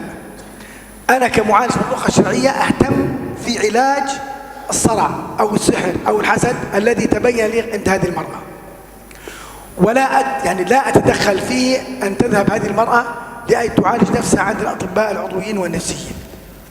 الآن بعد رقيتي وبعد علاجي لها إن شفيت بفضل الله عز وجل يتبين أنه الحمد لله رب العالمين قد تكون السبب العضوي اللي ظهر قد يكون هو سبب روحي وانتهى بإذن الله عز وجل. ولكن أحيانا أيها الأحبة، وهذا الأمر لا بد أن يتفضل له المعالجون بالرقية الشرعية، قد يجتمع على الشخص مرض عضوي ومرض روحي. يعني قد يكون عنده سرطان مثلا على سبيل المثال للحصر، وقد يكون هذا يعاني من سحر. أنا أهتم مسألة السحر وأتابع مسألة السحر وأتابع علاج السحر دون أن أتدخل في مسألة الطب العضوي. اذهب، لا تذهب تأخذ مثلا كيماوي، يعني هذا الأطباء خصوا الكيماوي، أقول له لا اذهب، لا تذهب عند الكيماوي، أو أجل العملية الفلانية. هذا لا يجوز مطلقا. إن كان عندك ضرب الظن وتستطيع أن تؤجل باستشارة الأطباء مثلا عملية إزالة الورم فترة بسيطة لأنك تشك وعندك غلبة ظن أن القضية قضية روحية بحتة، لك ذلك. ولكن باستشارة المرأة تستشير الطبيب، لا نخرج عن استشارة الطبيب، لأنه إحنا هدفنا وغايتنا نريد أن نقف مع المرضى، أن نقدم لهم، أن نخدمهم، أن نجعل أنفسنا عونا لهم في سبيل تحقيق الشفاء من الله عز وجل. لأنه أيها الحبيب، وهذه مسألة في غاية الخطورة، إذا أنت وقعت في مسألة طبية مع أي حالة مرضية تقع في إثم عظيم. وهناك حديث صحيح عن رسول الله صلى الله عليه وسلم يقول فيه: من تطبب ولم يعلم منه طب فهو ضامن. هذا كلام ماذا يعني؟ لو أنك قتلت واحد، اترك بالرقية الشرعية ولا غير الرقية، قتلت واحد سبب في قتله، هذا بالخطأ طبعا، الخطأ، هذا الأمر يتوجب عليك أول شيء دية الرجل دية الرجل وتوجب عليك صيام شهرين متتابعين. فلذلك نحرص، نحن نريد أن نقدم هذا العلم ونجعل أنفسنا فخرا أمام أطباء العيون والنفسيين، أنه إحنا الحمد لله عندنا قواعد وعندنا أصول وعندنا أحكام، كما سوف يتضح معنا من خلال مسألة التشخيص وإلى آخره. ننتبه من هذه المسألة، وإيانا ثم إيانا أن نتدخل في قضايا الطب العضوي والنفسي ولا بأي حال من الأحوال، والله أعلم. Naam, yang kelima yaitu diantara diadakan daurah ini adalah agar tiap pihak diantara kita peruqyah dan medis memahami spesialisasinya masing-masing, menempatkan pada dirinya masing-masing. Jangan sekali-kali mencampuri pihak satu dengan pihak yang lainnya. Ya, ini sangat penting sekali. Kecuali ketika misalnya ada peruqyah yang bisa menyebabkan seorang dokter misalnya mengetahui seseorang yang peruqyah yang menyalahi, misalnya, itu diingatkan. Sebagai contoh ini yang beliau jelaskan adalah jangan sampai seorang ketika meruqyah, misalnya ada seorang perempuan diruqyah, ya, dia kena sihir, ya. Kalau memang dia betul-betul itu sakit non medis, ya dilanjutkan. Tetapi apabila ada sakit yang fisik juga, mungkin bisa kena kanker dan sebagainya, maka perlu dirujuk ke dokter juga, diawasi oleh dokter. Jangan sampai kita ngotot, oh ini karena kesurupan, karena gangguan jin, sehingga ini bisa menyebabkan kefatalan bagi pasien itu. Maka harus dibarengi juga dengan diawasi oleh tenaga dokter, ya. Jadi jangan sampai kalau ini memang secara medis terbukti kanker dan sebagainya, ya serahkan, kecuali hanya sebagai tambahan, misalnya sebagai doa dan sebagainya. Ini yang beliau sampaikan, bahwa jangan sampai kita menghalangi orang yang akan dioperasi misalnya, sehingga ini bisa membuat bahaya bagi orang yang akan dioperasi, dan ini akan menyebabkan mungkin juga citra buruk bagi peruqyah, karena ngikuti saran peruqyah sehingga malah fatal, meninggal dunia, atau malah yang lebih parah dari itu. Misalnya orang kesleo, diruqyah saja nggak sembuh-sembuh, dia perlu ke patah tulang misalnya. Seperti itu yang beliau contohkan. Maka jangan sekali-kali kita mencampur adukkan atau mencampuri pihak peruqyah atau yang dokter medis atau non medis. Beliau menyampaikan hadis Rasulullah, man tatop baba, barang siapa dia membuka praktek kedokteran atau pengobatan, ya, dan dia tidak tahu tentang pengobatan itu sedikit pun, maka dia sebagai pembunuh. Kalau menyebabkan pasiennya itu meninggal dunia, maka dia wajib membayar diah, ya, pembunuh atau membunuh tanpa sengaja itu, dan juga puasa 2 bulan berturut-turut. Ini besar sekali konsekuensinya. Jadi kalau kita menjadi pengobat tanpa ilmu, itu sangat fatal. Maka beliau nanti akan disampaikan bagaimana kaidah-kaidah dalam ruqyah syariah, hukum-hukumnya dan usul-usulnya. Dan beliau menekankan kembali, hindari yaitu mencampuri urusan orang lain. Maksudnya ini adalah kalau kita peruqyah, jalankan ruqyah sesuai kaidahnya, dan yang medis juga dijalankan sesuai kaidah masing-masing. Wallahu a'lam.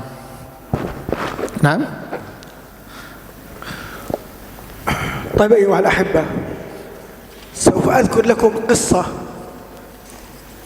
هذه القصة تبين أهمية أن لا يتدخل المعالج في قضايا الطب العضوي والنفسي، وأن هذه القصة لو حصلت عند هذه المرة، سوف أذكر لكم قصتها، كان هذا المعالج وقع في مصيبة. كنت أقرأ على امرأة، هذا الكلام قديما، كنت في مدينة الخبر في المملكة العربية السعودية. كانت امرأة تعاني من آثار عين، وكانت تعالج من مرض يسمى بالثعلبة الحمراء. فكنت أنا أقرأ على هذه المرأة وأهتم في مسألة علاج العين، وأترك مسألة الطب لأهل الاختصاص في الطب العضوي. وأنا نزلت إجازة، وهذه المرأة طبعا كانت متعبة، ذهبت إلى شخص آخر حتى يعالجها ويقرأ عليها بالقرآن والسنة. فالمعالج عندما رآها قال: أنت تعانين من أثر العين، اترك الدواء. قالت له: يا شيخ، إذا تركت الدواء قد تصير عندي مضاعفات. وبخاصة هذه المرأة كانت تأخذ الساعة 10 مساء مادة الكورسيدول، وهي مادة خطيرة. قال لها: ما عليك من الأطباء، اتركي علاج. هذه مسكينة تثق فيه وشيخ، تركت العلاج، بقيت 7 أيام في العناية المركزة. هاي المرأة لو ماتت الآن في رغبة من؟ في رغبة هذا الجاهل، لأنه تدخل في قضايا الطب العضوي، وهذا لا يجوز له بأي حال من الأحوال. Taib, ada kisah beliau menyampaikan tentang pentingnya kita jangan mencampuri masalah pengobatan medis yang sudah memang sangat genting ya. Contoh saat beliau ada di Khaybar, ada seorang wanita yang di rumah sakit ya. Beliau datang dibacakan memang tidak terlalu bereaksi misalnya menurut kita ya. Tidak ada pengaruhnya, tidak langsung bereaksi seperti yang kita lihat misalnya. Dan dia masih di rumah sakit itu. Setelah beliau balik pulang atau beberapa waktu lagi, si perempuan itu mendatangkan pengobat yang lain. Katakan mungkin peruqyah juga yang lain, ya, mu'alij, ya. Kemudian oleh mu'alij itu dibilang, kamu ini kena ain, maka tinggalkan pengobatan ini. Padahal si wanita tadi, pasien tadi bilang, kalau saya meninggalkan ini bisa mati saya. Artinya kan karena ada mungkin alat-alat yang dia harus pakai dan seterusnya. Karena si wanita ini mengikuti saran tadi, dia meninggalkan pengobatan ini. Beberapa jam sekian atau jam 10 dia mengatakan, setelah itu wanita ini meninggal dunia. Nah, ini harus kita jadikan pelajaran. Jangan sampai terjadi seperti itu. Kalau memang sudah ditangani secara medis dan ini, kalau mendatangkan, mendoakan silahkan, tapi jangan sampai kemudian mencampuri, weh ini karena ain, ya, tarik aja, pengobatannya nggak begini. Nah, jangan sampai fatal seperti itu. Nah, ini yang beliau sampaikan. Nah, saya persingkat ya, karena ini akan banyak yang terulang biasanya. Ya, taib. Ana utarjim al-murad al-maqsud faqat. Laisa kalimah-kalimah ini. Ya, طبعا أكيد. Enak. Ya, beliau percaya.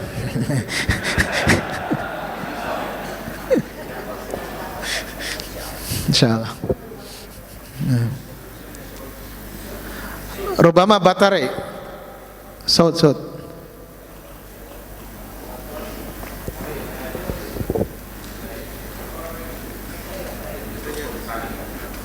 Cek. Ada. Insyaallah. Al-Ustaz Syekh mutaharrik, mutahammis. شوف والله شوف يا شيخ. سمعنا استمع. أقول لأخي الأستاذ أحمد، المهم أن نوصل الفكرة. يعني طبعا لا يستطيع ترجمة كل كلمة، ولكن المهم بالنسبة لأخي الأستاذ أحمد الجندي كمترجم أن يوصل الفكرة التي أريد أن توصل إليكم. الآن أيها الأحبة، سوف أنتقل إلى مسألة قبل أن نبدأ في موضوع الدورة، يعني هذه مقدمة. أقول هناك موضوع هو خارج عن نطاق الكتاب الأصلي. الكتاب الأصلي هو الأصول الندية في علاقة الطب معالجي الصرع والسحر والعين بالرقية. هذا الكتاب أو هذا الموضوع خارج عن نطاق الكتاب بسبب أهمية هذا الموضوع للإخوة المعالجين والإخوة الأطباء. ليش؟ لأن هذا الموضوع يبين كيفية العلاج وكيفية تشخيص الحالة المرضية من قبل المعالج بالرقية الشرعية، وهذا بالتالي سوف يعطيه دعما في كيفية تشخيصه للحالة المرضية. وكذلك مهم للأطباء العضويين والنفسيين حتى يعلموا أن مسألة التشخيص بالنسبة للمعالج بالرقية الشرعية تعتمد على أسس وقواعد وأحكام ولها دراسة، ليس هكذا يعني أنا لما تأتيني حالة أحكم عليها سبهللة، أنت عندك صرع أو أنت عندك عين أو عندك. المهم أن نوصل بأن المعالج يقوم بدراسة الحالة المرضية دراسة علمية شرعية موضوعية متأنية حتى يصل للحكم على هذه الحالة والمعاناة التي تعاني منها، والله أعلم. Ya, tadi beliau menyinggung karena saya sentil dikit tentang penerjemahan tadi. Yang penting apa yang beliau sampaikan itu maksudnya tersampaikan. Kemudian tentang kitab ini, sebenarnya modul daurah kita Ruqyah Syariah ini membangun relasi ideal antara ilmu kedokteran dan psikologi dan Ruqyah Syariah ini awalnya memang beliau siapkan untuk bukan suatu kitab tersendiri ya.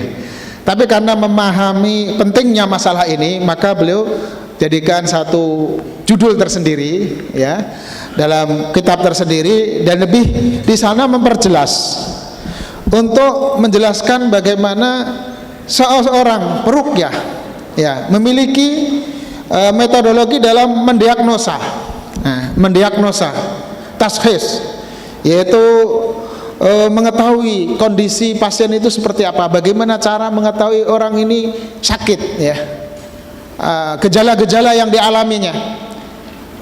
Inilah yang akan memperjelas kepada pihak dokter dan yang profesinya, mereka juga memiliki ya konsep dalam mendiagnosa pasiennya. Jadi ini akan terjadi penyatuan cara yang efektif dalam kita mengobati atau meruqyah seseorang. Pada intinya, sebelum kita mengobati harus kita pelajari dahulu dirasah muta'anniyah, yaitu mempelajari mendalam kenapa orang ini sakit, apa gejala-gejalanya, dan tindakan apa yang akan kita lakukan setelah itu. Jadi tidak hantam langsung gitu saja ya. Ya, memang kita sudah punya kondisi-kondisi tertentu. Ini secara umum bahwa ya kalau orang sudah kesurupan diapain? Ya pasti langsung diruqyah atau di ini kan. Enggak perlu ditanya yang macam-macam. Tapi kalau orang yang sehat, yang fisiknya masih bisa untuk komunikasi lancar, maka perlu ada diagnosa sebelum mengobati. Nah,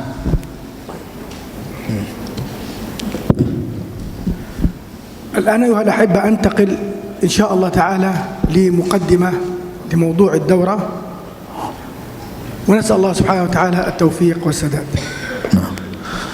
Selanjutnya kita akan melanjutkan, yaitu tema daurah kita tadi kan tentang masalah pentingnya sebab-sebab diadakannya daurah ini.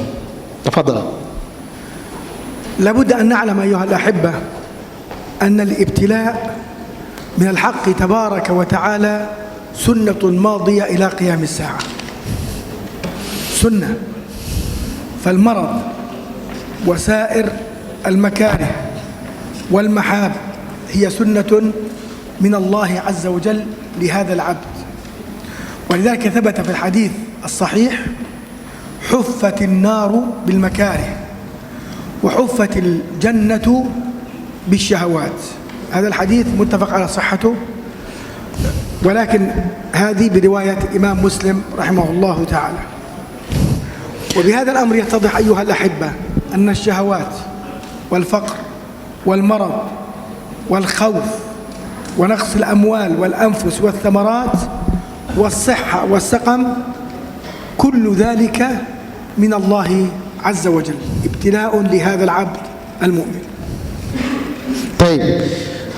Jadi di awal daripada materi daurah kali ini, yaitu beliau tekankan tentang sunnatullah, sunnah-sunnah Allah yang terjadi di alam ini, termasuk adalah sakit. Ini adalah sunnatullah yang pasti terjadi ya, yang akan terjadi ujian, bala, imtihan, dari Allah Subhanahu wa taala, yang mana Allah memberikan itu semua ada hikmahnya. Allah mentakdirkan itu ada hikmahnya untuk membedakan siapa yang benar-benar menjadi hamba Allah, yang mukmin dengan yang kafir, yang syukur dengan yang kufur. Ya. Maka disebutkan dalam hadis, khuffatil jannah bil makarih wa khuffatin nar bisyahwat. Kebalik ya, khuffatin nar bisyahwat wa khuffatil jannah bil makarih. Neraka itu dipenuhi, disebabkan penuhnya penduduknya itu karena cenderungnya kepada hal-hal yang menyenangkan, yang menggiurkan, syahwat. Ya, penyebab orang masuk ke neraka itu diantaranya karena syahwat, kesenangan-kesenangan. Ya. Dan sebaliknya, jannah itu diliputi oleh makarih, sesuatu yang tidak disukai atau yang dibenci atau yang memberatkan. Makanya kita melakukan amal-amal itu kadang-kadang merasa enggan, merasa berat. Nah, karena memang surga itu sunnatullahnya seperti itu. Maka sunnatullah yang lain seperti syahwat, kemudian kefakiran, ya, ini adalah ibtila dari Allah Subhanahu wa taala. Sakit, rasa khauf, rasa takut, ya, berkurangnya harta, matinya seseorang, ini semua adalah ujian dari Allah Subhanahu wa taala. Nah,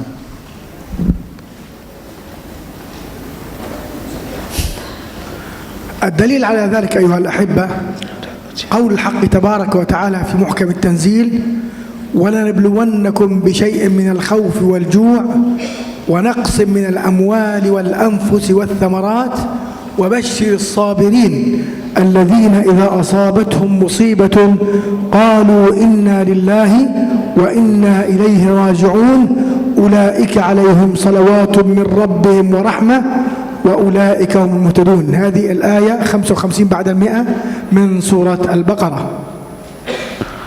Nah, jadi ini penegaskan dari dalil bahwa ujian yang Allah timpakan kepada hambanya ini, ya, di antaranya adalah dalam surat Al-Baqarah ayat 155, firman Allah, dan sungguh kami akan menimpakan kepada kalian bala yang menyebabkan, ya, di antaranya adalah rasa takut, rasa lapar, berkurangnya harta dan jiwa, kemudian juga buah-buahan.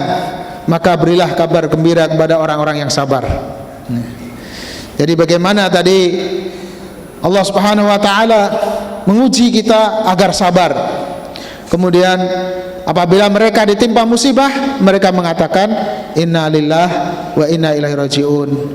Mereka itulah akan mendapatkan salawat, ya, kebahagiaan, keselamatan dari Allah Subhanahu wa taala dan rahmat, kasih sayang Allah, dan mereka itulah orang-orang yang mendapatkan hidayah.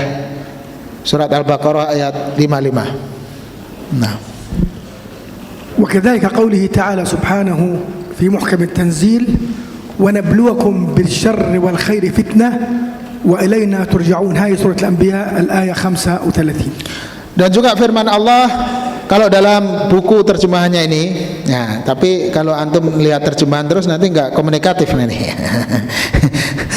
Saya aja yang melihat terjemahannya. Di halaman 16. Wa nabluukum bisyarri wal khairi fitnah wa ilaina turja'un. Nah, dan kami akan menguji kamu dengan keburukan dan kebaikan sebagai cobaan. Ya, fitnah yang sebenar-benarnya, dan hanya kepada kamilah kamu dikembalikan. أنقل إليكم ما ذكره الإمام رحمه الله تعالى الصحابي الجليل ابن عباس رضي الله عنه وأرضاه، حيث قال: نبتليكم بالشدة والرخاء، أنقل ما ذكره، والصحة والسقم، والغنى والفقر، والحلال والحرام، والطاعة والمعصية، والهدى والضلالة. هذا كما جاء في تفسير ابن جرير الطبري رحمه الله تعالى المجلد 17 المجلد 25 صفحة 17. Dan Abdullah bin Abbas menjelaskan tentang firman Allah tadi, yaitu Allah Subhanahu wa taala akan menguji kalian semuanya dengan syiddah, yaitu kesusahan, dan juga dengan raha, kesenangan, atau sehat, sakit, kaya, miskin, halal, haram, taat, maksiat, petunjuk dan kesesatan. Ini terdapat dalam tafsir Ibnu Jarir At-Tabari. Beliau menyebutkan tadi 17:25, jilid 17 halaman 25. Nah. طيب، ومن أنواع الابتلاء أيها الأحبة هو المرض. والمرض نقسمه إلى 3 أنواع: المرض العضوي، والمرض النفسي، والمرض الروحي. قلنا المرض الروحي نعني به الصرع، السحر، الحسد، العين. Baik. Kemudian termasuk penyakit. Macam-macam ujian pada penyakit itu dan macam-macamnya. Yang pertama adalah penyakit fisik, ya. Udwi, anggota badannya kelihatan, secara medis kelihatan, ya. Kemudian ada yang nafsi, seperti yang dicontohkan tadi, sihir, kesurupan, dan ada yang ketiga yaitu ruhi, yaitu kejiwaan.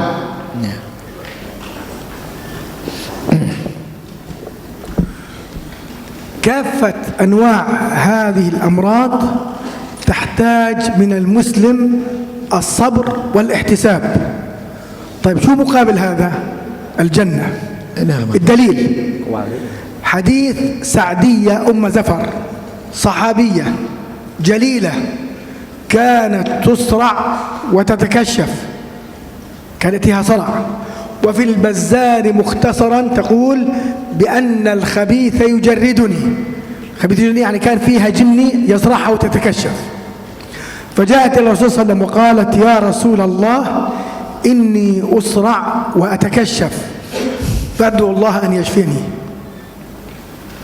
قال عليه الصلاة والسلام المعلم القدوة: إن شئت صبرت ولك الجنة، وإن شئت دعوت لك. فقالت: لا يا رسول الله، أصبر، ولكن أدعو الله أن لا أتكشف. انظر إلى المرأة المسلمة العفيفة الطاهرة النقية، ماذا طلبت؟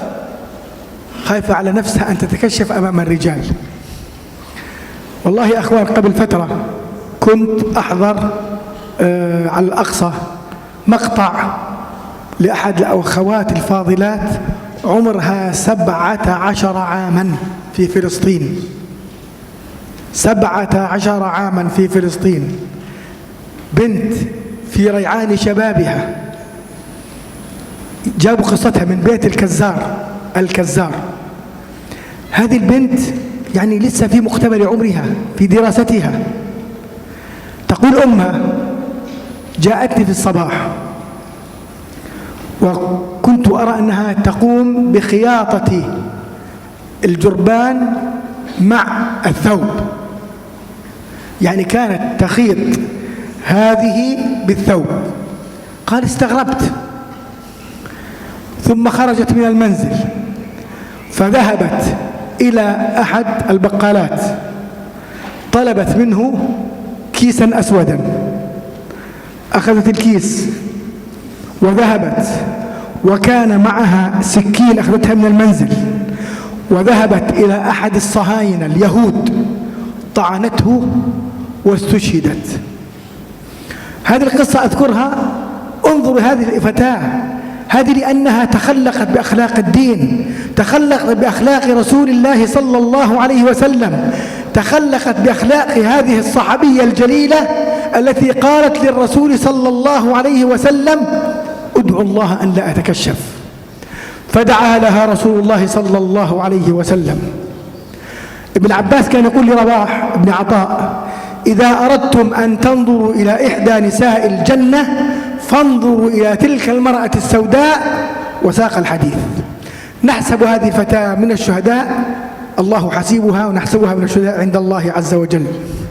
ونسأل الله سبحانه وتعالى أيها الأحبة، نسأله باسمه الأعظم الذي ما أن به أجاب أن يعيد لنا القدس وأن يعيد لنا المسجد الأقصى، وأن نكون من النفر الذي يقاتل هؤلاء الخبثاء اليهود الذين عاثوا في الأرض فسادا. فنسأل الله سبحانه وتعالى أن يكفينا شرهم إنه سميع يجيب الدعاء. Tentang ibtila atau ujian yang membutuhkan kesabaran, dan bagaimana contoh dari sahabiah jalilah yang mulia, beliau seorang wanita hitam yang pernah mengalami yaitu kesurupan. Datang pada Rasulullah sallallahu alaihi wasallam, beliau mengadukan bahwa sering terjadi kesurupan pada dirinya. Kemudian dia minta didoakan oleh Rasulullah sallallahu alaihi wasallam.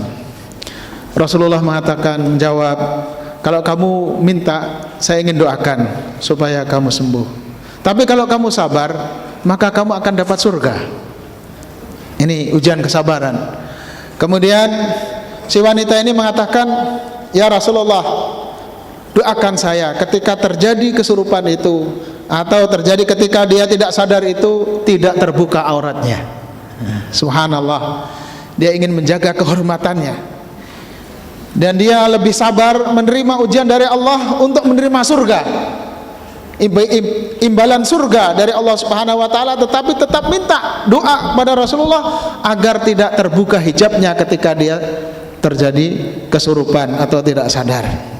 Nah, subhanallah, inilah contoh bagaimana kesabaran para sahabiah, dan memang balasannya sangat mahal, yaitu surga. Beliau juga menceritakan tentang gadis Palestina yang umurnya 17 tahun, seorang pelajar Palestina yang sangat bagaimana seorang pelajar dia menjadi pelajar yang baik itu karena dia ingin menjaga kehormatannya, ya, dia tetap menutup auratnya.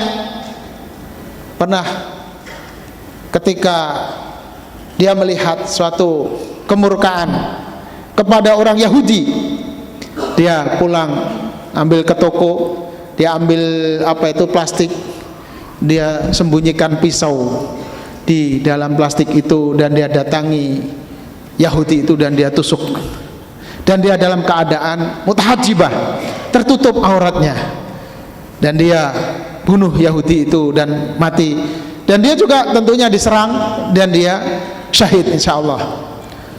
Ini adalah bagaimana menjaga kehormatannya dalam jihad, dia tetap menutup auratnya.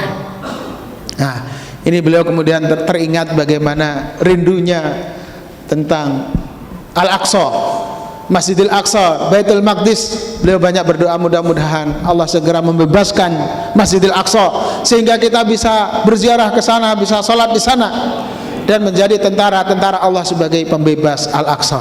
Amin ya rabbal alamin. Al-waqt intah. Nah, hana waktu salat. Oke. Nah.